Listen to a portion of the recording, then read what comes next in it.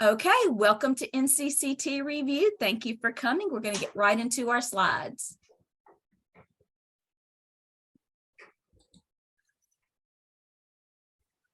Excuse me. Can you guys see? Yep. Yes. Good deal.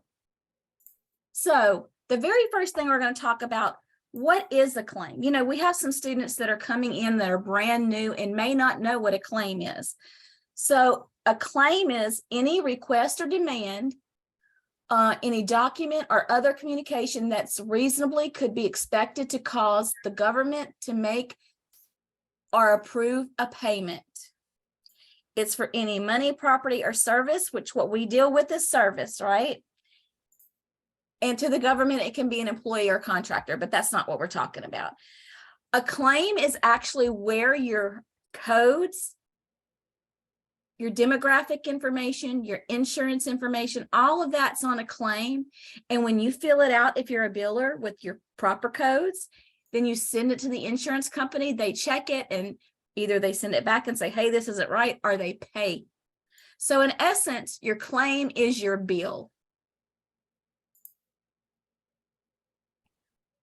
Instructors, y'all have anything to add to about the claim? No, ma'am. No, ma'am. It in a nutshell. Thank you. All right, so we're going to move on. I'm surprised my claim-loving ladies didn't have more to say. All right. So the very first act that we're going to talk about is truth in lending. It's exactly what it sounds like. You need to be told the truth about what you're borrowing. And they are required to tell you the truth, such as the Truth in Lending Act protects you against inaccurate and unfair credit billing and credit card practices. It requires lenders to provide you with loan cost information so that you can comparison shop for certain types of loans. TILA or TILA is the Truth in Lending Act. Now, I know this is kind of an obscure definition, but when we do our actual test here in just a few minutes, you're going to be able to see kind of a reference on exactly what they're looking for on the NCCT for this act. You're going to have trouble. It's pretty self-explanatory. Fair Debt Collections Practice Act. Okay, so did you know that if a debt collector calls you after 9 p.m., you can pick up the phone and they can do their spiel and you can say, it is past 9 p.m. You're not allowed to call me at this time. Do not call me back. And they're supposed to not call you back. So I want to make you aware of what these practices are so that if you're having to do calls for unpaid bills, believe it or not, coders and billers have to collect money too. Not my favorite thing, but you still have to do it. So in practice, this means the debt collector can't contact you before 8 a.m. or after 9 p.m., can't contact you at work once you ask them not to, must communicate through your attorney if you're represented by one, can't communicate about your debt with third parties such as your employer, neighbors, and family, must cease contact entirely if you request it. Did anybody know that? Yes, ma'am, I did. I didn't know a lot of these things until I started teaching the program, and I found out, and I was like, and I didn't have very many debt collectors. Don't get me wrong. It's not like somebody was calling me every 5 minutes, but I had an outstanding medical bill that I did not owe. And I'd sent all the documentation and everything I needed to send. But I tell you what, they told me to pawn my wedding ring. I was like, do not call me back. Do you understand me? Make notes in your system that I am not to be contacted back. And they never did. I don't know if their bill got paid or not, but it's not on my credit report. So, okay, so we're going to talk about covered entities. You guys may remember this if you were here for module 151, and I think also 156 and 7. They talk about what are covered entities. So the healthcare provider, this includes providers such as doctors, clinics, psychologists, dentists, chiropractors, nursing homes, pharmacy. This includes health insurance companies, HMOs, company health plans, government programs that pay for healthcare such as Medicare, Medicaid, and the military and veterans health programs, and a healthcare clearinghouse. This includes entities that process non-standard health information they receive from other entities into a standard, i.e. standard electronic format or data content, or vice versa. Miss Danielle, I'm gonna put you on the stop. I can't talk. Look, my record is stuck. Miss Danielle or Miss Brandy, would you like to talk a little bit about what a clearinghouse is? I know I'm putting you on the spot. Sure. Either one of us. I'll take it. So anytime you're sending claims through a billing system, which your claims form is just your HICFA 1500 form in electronic form. So when you're doing electronic billing, that billing is sent through that billing system, and then it moves to a second phase of billing, which is called the clearinghouse. The clearinghouse is where your claim goes to be scrubbed, to basically look for any errors, to make sure the demographics are correct, to make sure that the date of birth is correct, the address is correct, all of the human error things that can actually happen when you're inputting the information into the system. Your clearinghouse will catch, flag it, send it back to you to make corrections on it, and then you'll push it back down. How do you know when your claim is clean per your clearinghouse? When your claim is clean, meaning that it is free of all errors, that claim will then go to its final billing process, which means that it has been accepted by the payer and is now processing on the payer end. That is a wonderful description. Mhm. Thank you, Miss Danielle. Welcome. Now, I know that these some of these seem random, but I took information that directly pertains to this packet, and you're going to see why. Okay.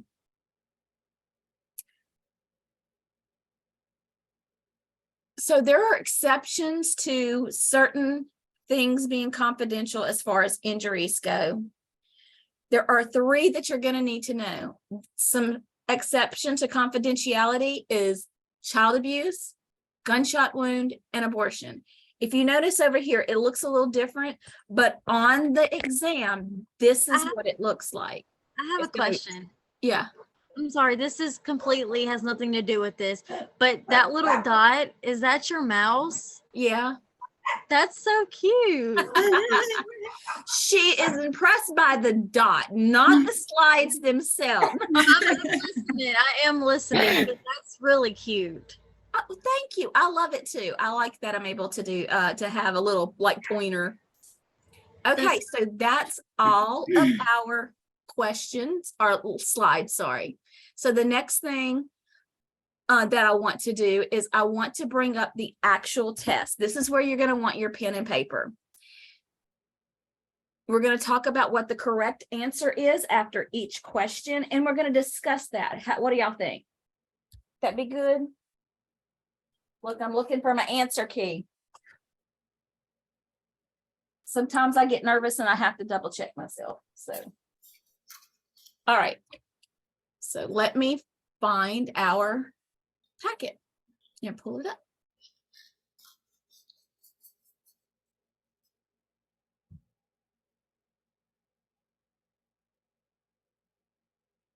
All right.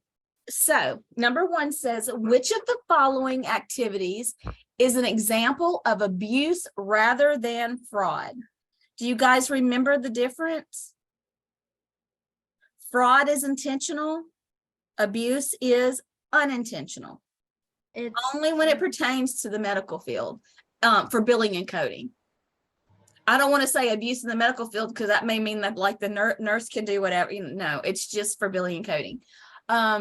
Upcoding, misrepresenting a diagnosis, inadvertent coding errors, billing for services not rendered. And for this one, you guys, I'm sorry, Miss Marsha, for this one, for it to make sense to me and kind of shorten the question and not so much, because this is to me one of these questions that are kind of phrase to trick you up. So instead of adding rather than fraud to the end of that question where you're having to think about what is abuse and what is fraud, cut that off and what is abuse? And then your answer. Is it C? It is C, because inadvertent means not intentional. So the answer is C. Now, last week, you guys know we already went through some of these questions, but that's okay. We're revisiting them today. All right. Who remembers the Stark Law and the anti-kickback law? I do. I wasn't here, but I already got all the answers. Well, yay. All right. So let's look at this. Which of the following legislation prohibits physicians from referring patients to an entity if the physician or a member of her immediate family has a financial relationship with the entity? It's D. It's Stark Law. Are you sure? Yes. Be confident. You are right.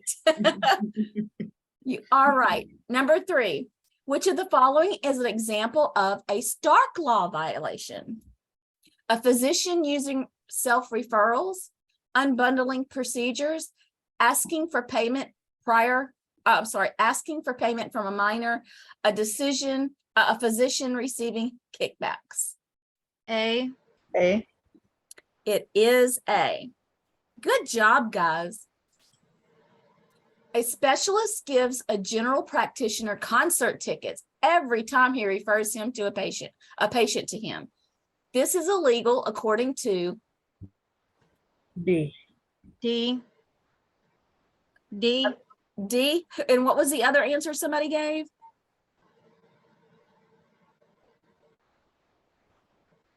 Okay, the correct answer is D, the anti-kickback law.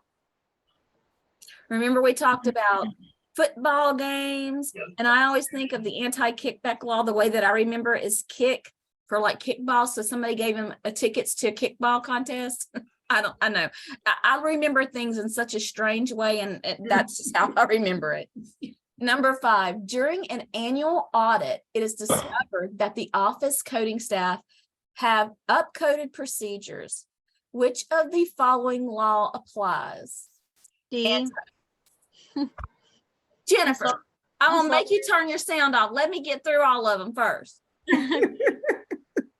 So we're gonna pretend like Jennifer didn't jump in. Anti-kickback law, Stark Law, HIPAA, False Claims Act. Will it be the False Claims Act? It is the False Claims Act. All right, number 6.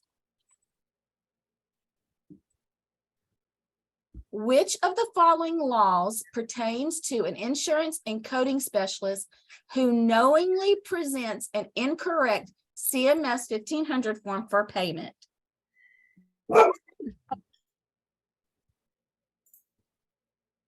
Hang on. Hey, shoot. Get, go. What is wrong? My camera. Oh, I put mute on it.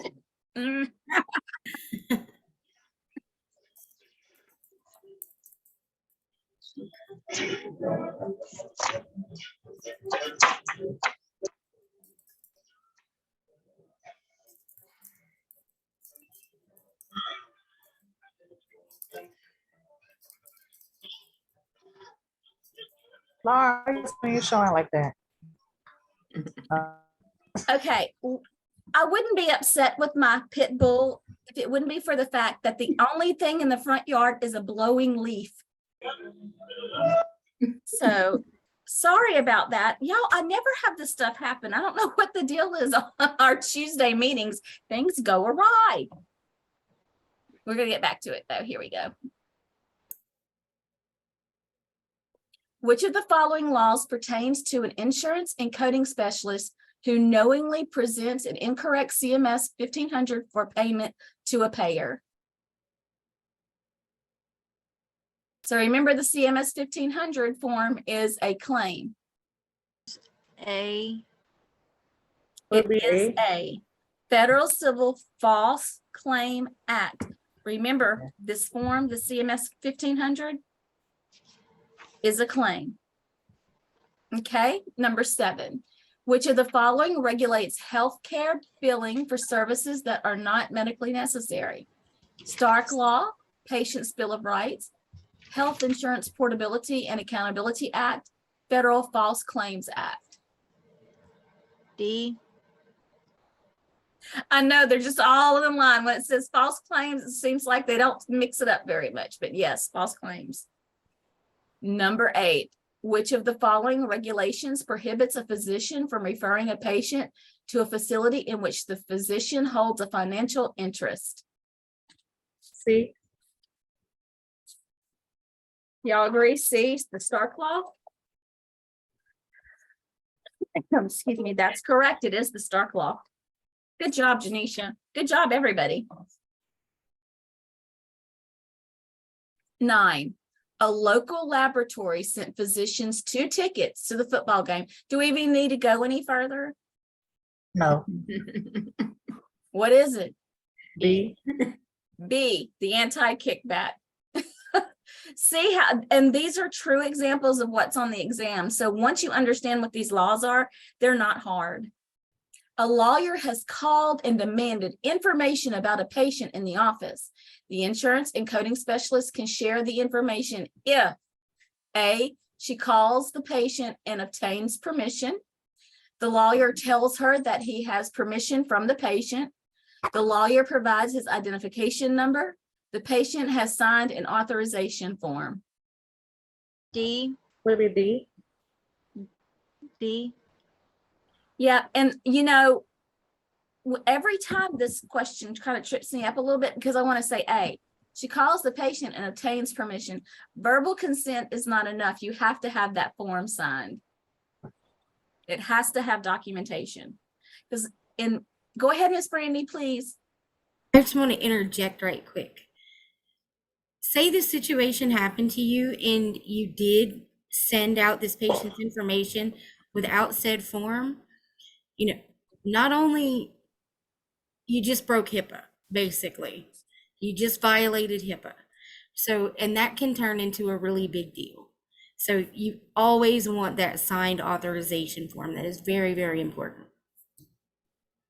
Thank you, Miss Brandy. Absolutely.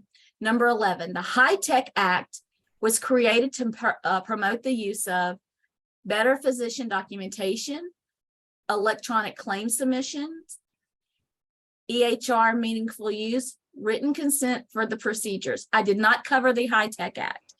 Anytime you see the word meaningful use and high-tech in the same scenario, it's always the right answer. So it's going to be C, meaningful use. I'm sorry, I didn't put that on there, but I know the answer. I think you're probably like, you better, lady. Which of the following meets the definition of a covered entity that must comply with HIPAA? And we're selecting 3. So what did I say about if it has 3 answers? It will be on your actual exam. So, and we went through what covered entities were. So let's see if you guys remember. So A. is a clearinghouse a covered entity? Yeah. Yes, Ms. Danielle talked about that. Is an employer? No. No. Pharmacies? Mm. Yes. Yes. Nursing homes? Yes. The patient? No. So your covered entities here are going to be the clearinghouse, the pharmacies, and the nursing home. So we're going to upload the video for this, please, or look up on your own what covered entities are and make sure you know them. 13, which of the following does the Fair Debt Collection Practice Act allow when contacting a guarantor about an outstanding bill? Can you send a postcard confirmation of the agreement? No. No, because what if No. somebody else gets it? that has personal private information on it. So what's going to happen? You're in violation of HIPAA. Contact the guarantor's employer regarding wage garnishment. No. No. Leave a detailed message on the guarantor's voicemail regarding the debt. No. Call the guarantor to remind him of his balance due. Yeah. That's right. That's the only one you can do.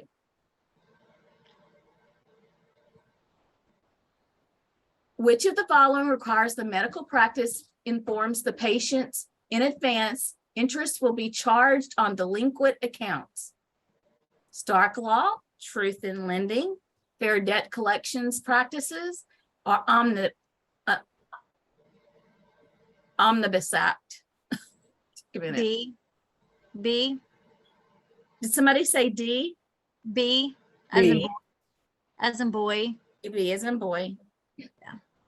So it is B as in boy.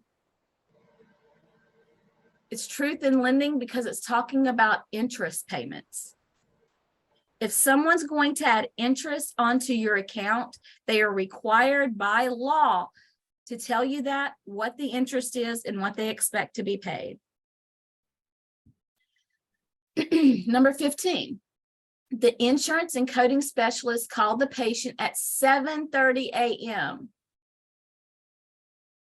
Which of the following acts did the specialist violate?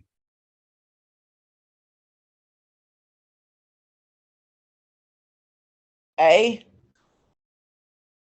No, let's look at that again. The insurance and coding specialist called the patient at 7:30 a.m. to discuss an outstanding balance. I didn't read that part. B. B. B, remember, we can't call before what time? 8 o'clock. 9 o'clock. 8 o'clock.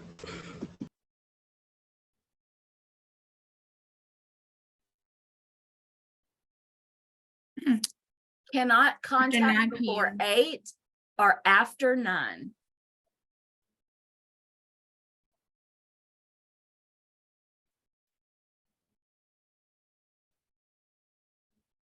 So the answer is fair debt collections practices. Number 16, which of the following laws requires full written disclosure about the finance charges for large payment plans involving 4 or more installments, excluding a down payment? Remember, again, we're talking about finance charges. B. B. B. Y'all think B?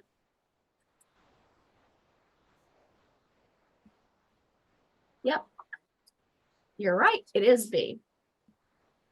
Okay, now for some reason, this is a completely different font than everything else I have on here, and it drives me crazy, but I can't change it. The insurance and coding specialist arrives at work at 6 a.m. One of the duties today is to follow up on patient delinquent accounts. The specialist knows that calls cannot start for the accounts until 8 a.m. due to the A. fair credit billing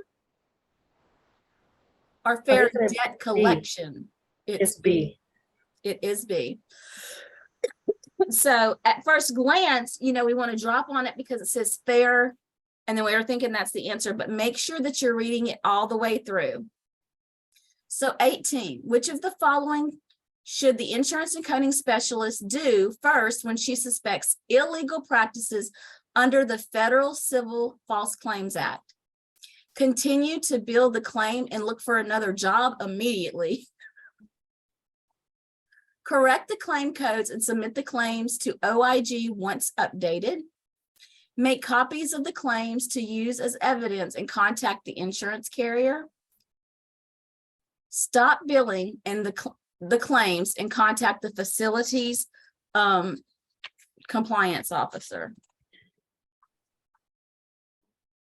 So let's think about it. You notice that there's some illegal practices. So do you continue billing the claims? It's D. No. Yes, it is D. correct the claim codes and submit the claims to OIG once updated. So why would you submit a corrected claim to OIG? Now you could submit evidence to OIG, but you're not gonna, make copies of the claims to use as evidence and contact the insurance carrier. Who should you actually contact? Make copies and contact the OIG, right? So, but your first step is always go to the office manager, the compliance manager, whoever it is that is the over your section. You should always go to them first. Which of the following collection activities is prohibited by the Fair Debt Collection Practices? Calling the debtor during normal business hours, calling relatives to inquire about the debtor's contact information, providing the name of the creditor to whom the debt is owed, contact the debtor by mail. Now, when they say by mail, they're talking about, in this, they're talking about not a postcard, but actually in an envelope sealed. B. Let me be. B, calling relatives to inquire about the debtor's contact information. That is absolutely right. Do y'all know why? Okay, say I have a debt. I'm not answering at my phone because I know I got a debt and I don't want to talk to them. But then they start calling my mom. So then my mom knows what? That I have a debt. It's just, you can't break privacy that way. All right, this one has 3 answers. The insurance and coding specialist is training a new employee on collection procedures. Which of the following should she tell the new employees? We're selecting 3. You may leave a message at the patient's place of employment. Yes or no? No. No. You must identify yourself and the reason for your call. Yes. Yes. Yes, as a collector, I have to identify myself. Hello, I'm Miss Marcia Gallagher from payyourcarnote.com. So you may call between 8 a.m. and 9 p.m. We can't call after 9 or before 8, but this is when we can call. So C is also a correct answer. You may call during the work week, but not on the weekend. Did we see anything that said that we couldn't call on the weekend? No. So that's not one. You may not say they could be dismissed as a patient for non-payment. Yeah. Okay, so it's B, C, and E. Whose job is it to decide if a patient can stay or not?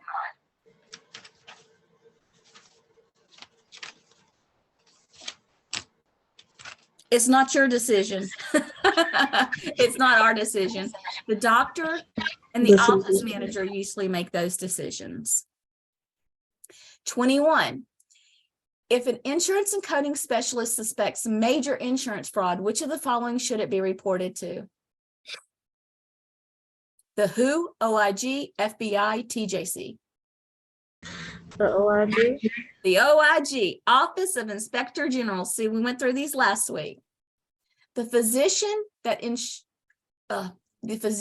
the insurance and coding specialist works for is fraudulently billing for services that were not performed. The specialist has previously tried to talk to him about this, but he continues with these practices. Which of the following should the specialist contact? AMA, OIG, the Joint Commission. Go ahead. OIG.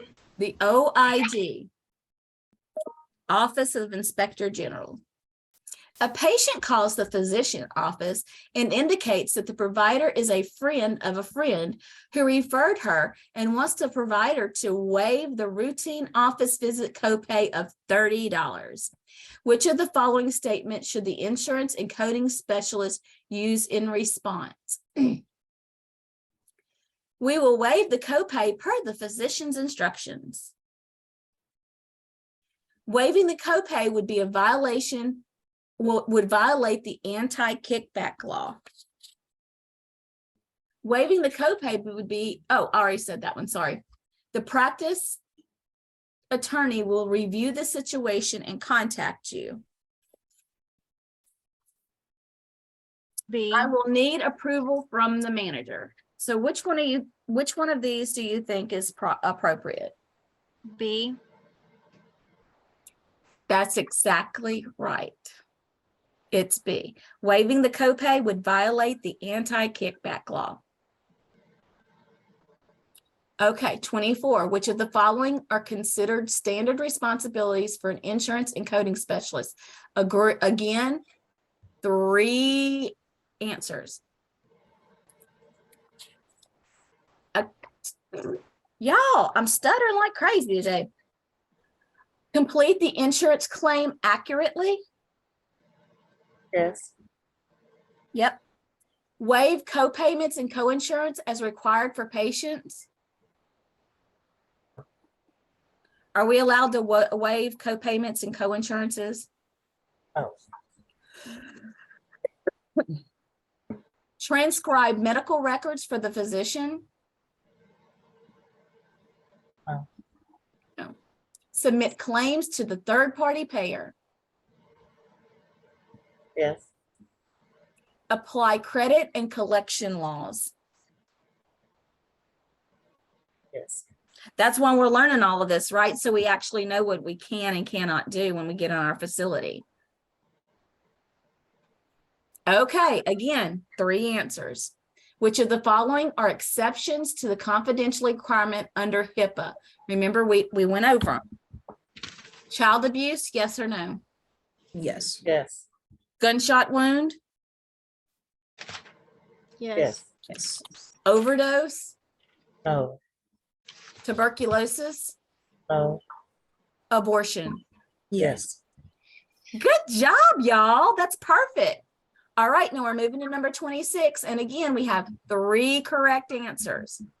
Which of the following actions will help to protect an insurance and coding specialist from being charged with fraudulent behavior? Follow current billing and coding practices.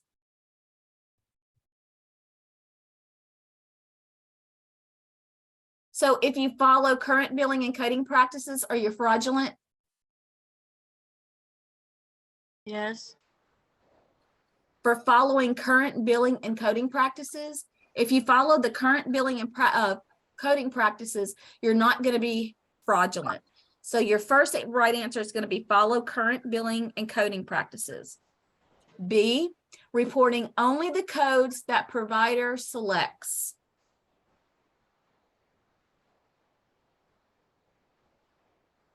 No. You're a coder, right? Ask for clarification when documentation does not support the coding. Yes. If you guys have any questions about what you're billing or coding, you must ask someone, because you know it doesn't hurt to ask for more clarity, right? Or you go to your systems and you pull up medical records.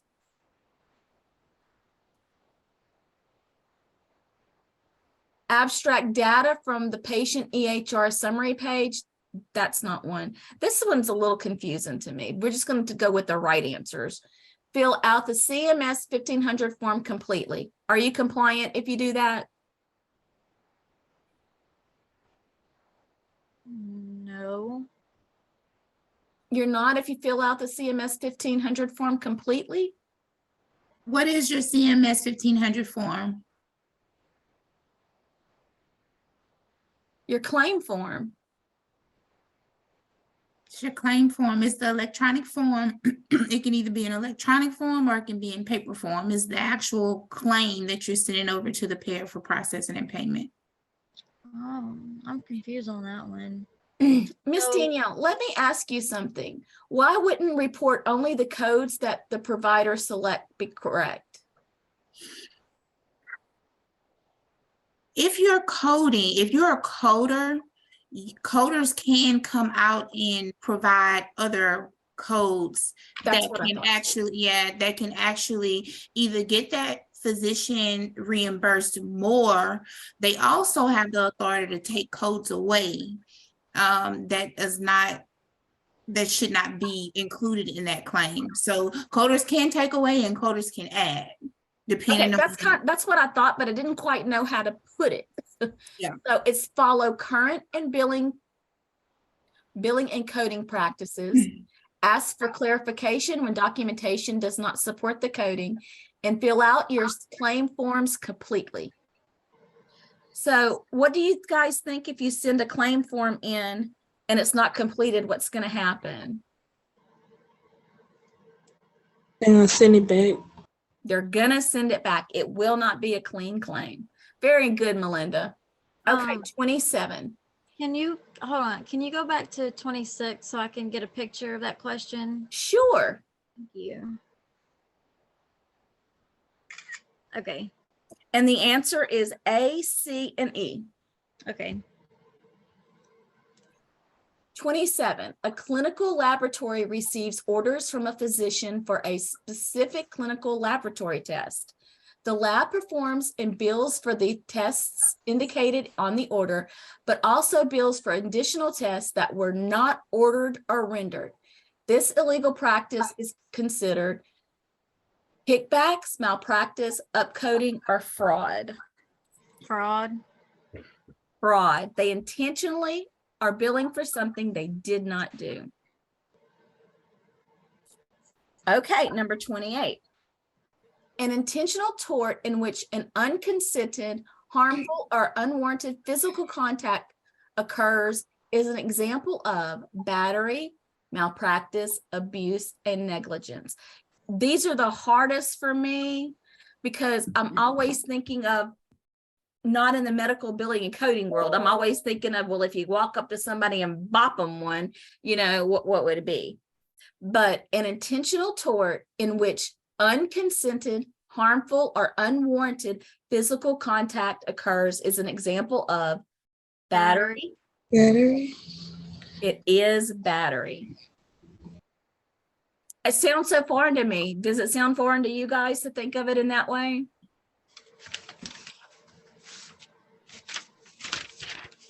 All right, number 29. A physician does not require his patients to pay copays. The insurance and coding specialist has told the physician this is an illegal practice. The physician continues to waive the copays. Which of the following indicates the appropriate course of action for the insurance and coding specialist? Ignore the situation because the physician owns the practice. Alert the insurance carriers. Add the copay amount to the patient's bill. Send written notices to the patient. B. B, alert the insurance carriers. Very nice. Number 30. Again, 3 answers. Which of the following are legitimate reasons for a provider to terminate a patient relationship? We're going to say yes or no. Remember, we have 3 right answers. Patient consistently fails to keep appointments. Is that a reason to terminate a patient? Yes. Yes. Yes, it is. Patient fails to make payment arrangements on a delinquent account. Yes or no? Yes. Definitely Yeah. is. Yes. The doctor's there to make money. If you're not paying, he's not going to help you. Patient is related to a staff member. No. No. Patient is non-compliant with medical treatment. Yes. Yes. Patient is disruptive in the waiting room. No. So your answers are patient consistently fails to keep appointments. Patient fails to make up payment arrangements on delinquent accounts, and patient is non-compliant with medical treatment. And that's all, y'all. That is it. That is all of laws and ethics. I'm going to say it again for the people in the back. Please know this packet. If you know this packet, you're going to be able to pass this portion of your NCCT. Some of it we don't get really deep into, but you don't have to. But you need to know what the basic law is. How can you uphold the law if you don't know it, right? I want to ask I'm going to give y'all one example and then we'll dismiss. Okay, so I work at a front office of a pediatric clinic. A mom needs her child's shot record, but she cannot get there until after hours. We're going to be gone at 5. She's coming at 5:30. The patient's mother says, oh, well, can you slip it in the mailbox outside? Should I say yes or no? No. One of my students did that, and she called me and told me she did it. And I said, what were you thinking? Where did HIPAA go? Did it just fly right out of your brain? Because we only covered it 5,000 times. And she was like, well, the office manager told me to do it. And I said, from now on, if the office manager wants to break HIPAA, you allow the office manager to break HIPAA. You never break HIPAA again and realize you're doing it. Don't ever let anybody have you break HIPAA. If they want something done like that, you know it's wrong. Let them do it. Yeah, and that often happens in small clinics when they're small clinics, but here's the flip side to it. That patient could then get upset with that individual for doing that and then call the physician and let the physician know that that office manager approved for that person to do that, and she's now going to send over her attorney to file a malpractice suit, which includes violation of HIPAA. So it does happen in small places, like small clinics that's just not really family owned, but privately owned. But just remember that that patient can also, have a change of heart and become upset about that, even though they were asked for you to do it, because that could be just something for them to actually get a lawsuit. If it's somebody that's looking to gain some money, that's an easy way for them to do it. Okay, I am going to give another scenario because this happened to my dad last week. So he went to a orthopedic doctor, and it's a very, very busy clinic. And my dad gave his insurance card and his ID. So he went to sit back down, and the lady calls him back up, and she says, okay, well, your co-payment's this, and you haven't met your deductible is $5,000 and you've only met 500 of it. My dad goes, that's not right. She said, yes, sir, it is. It's right here on your insurance card. And he said, that's not my insurance card. That's not my ID. She had accidentally switched a patient's ID and insurance with my dad's, and he had put my dad's stuff in his pocket. He didn't even look at it. Guys, please, if you're working for a busy clinic, I know we get in a rush because we want to get everything done, but you have to slow down enough to be accurate. You must be accurate in all of this medical information. You have to be. Now, don't be nervous, but always remember, go back in your head and say, oh, they told us. I know you're busy, but you need to slow down enough to be accurate. Accuracy is so important. And then what probably happened on that end too, she probably put his insurance information in that other patient's file, and she probably flip-flopped that information also. So when they go to bill that claim, it's going to say patient not found, patient date of birth is not matched, person's address is not matched. It's gonna go crazy because she flip-flopped that information probably in the system too whenever she was verifying that insurance. Right. And the insurance that she put with my dad would have charged him more money. How many people don't even realize what their deductible or copay or they don't realize, they don't even know what they're paying for. It's very sad. Sometimes our job is to explain what they're paying for. And everybody's insurance is different. Everybody's deductible, co-insurance, co-payment is different. It just depends on the policy that that particular individual took out. Some of them could have chosen to pay more out of pocket or pay more a month, so the deductible is not as expensive when they go to see the therapy. It really just depends on what type of plan they chose whenever they did their enrollment. Okay, did you guys enjoy this? Yes, I have a question though. Sure. If I put my email in the chat, could you send me the file of the questions? Because that's just way too much for me to write in a notebook. Oh, yeah, honey, it should, who's your instructor, Leanne? Miss Ashley, but it's not up. It's not loaded on ours. It's just a video from last week. Oh, okay, absolutely. If you'll just send me your email address, when we get off, I'll send it right to you. Miss Brandy will be up next week, so we will be adding a new Zoom link. I'll take this one out and add hers, and she will be covering claims. Just like my favorite thing. So like yes, game. she was gonna fight somebody over claims. So I said, no fighting and there's no fighting and coding.